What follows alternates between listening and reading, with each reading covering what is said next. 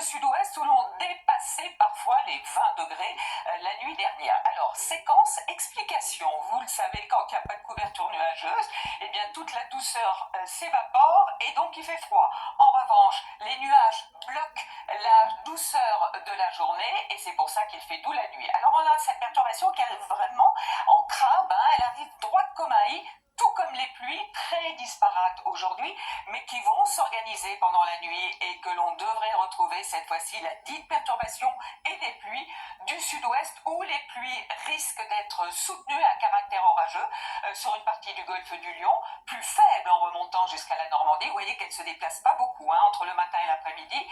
Vous aurez quelques éclaircies à l'arrière. Remarquez ce vent rotatif, donc une dépression. C'est pour ça qu'il va y avoir un temps très agité qui passe et puis près des régions de l'Est, là vous aurez juste un tout petit voile nuageux. Les températures dans la matinée encore extrêmement douces, largement au-dessus des normales, certes encore fraîches sur le nord-est, 3 degrés, jusqu'à 16 degrés dans l'extrême sud, et puis dans l'après-midi on devrait aller jusqu'à 22 degrés, ce sera pour Ajaccio, 16 à 19 par exemple pour la Bretagne. Alors pour la journée suivante, à savoir pour le vendredi, la perturbation dans l'extrême sud-est se bloque et sur la Corse aussi avec des pluies orageuses. Une nouvelle va tenter d'arriver, elle va glisser, on va la retrouver samedi dans le sud-ouest certainement, avec parfois des pluies soutenues au pied des Pyrénées, un petit peu de neige en montagne.